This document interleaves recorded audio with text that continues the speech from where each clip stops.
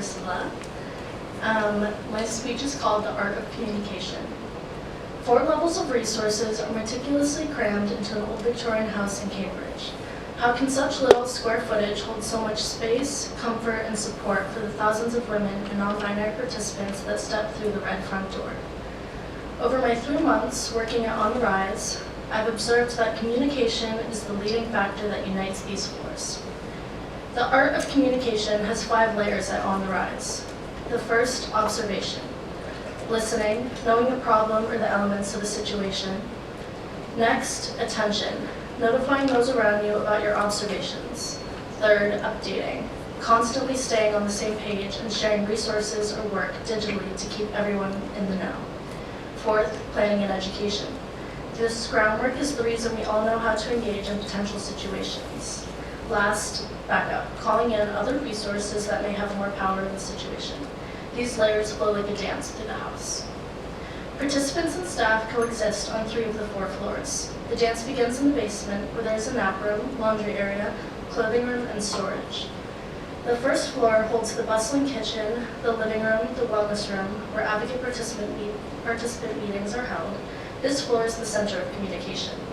The 3rd floor has the shower that participants use, computer area, operations office, and the advocate's office. My mentor taught me valuable communication skills on the 4th floor in the development office. In planning our biggest fundraising event, she skillfully choreographed the tasks within the team. Each person's jobs overlapped a perfect amount so that each aspect of the event had at least 2 sets of eyes on it, but also a clear point person. Throughout the house, we use an app called Slack. It's like a digital version of a walkie-talkie, and it stretches through the house, spinning and flipping between floors and offices. Slack, along with frequent staff and need-based meetings, help all of the unique resources stay coordinated. Now, participants at On the Rise come from varying lived experiences and current situations, so each question or problem we face is circumstantial. Observing and listening to these participant stories is the music, the rhythm. That's step 1. At On the Rise's annual Thanksgiving party, I sat across from a participant who I had never met before. She was very interested in my life, excited to hear about my journey, and then I asked her about hers.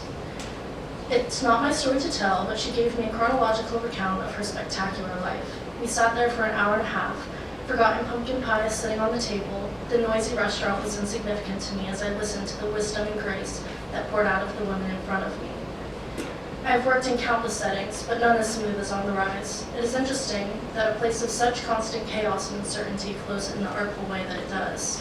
I leave this semester holding great gratitude for dancing alongside such a passionate and benevolent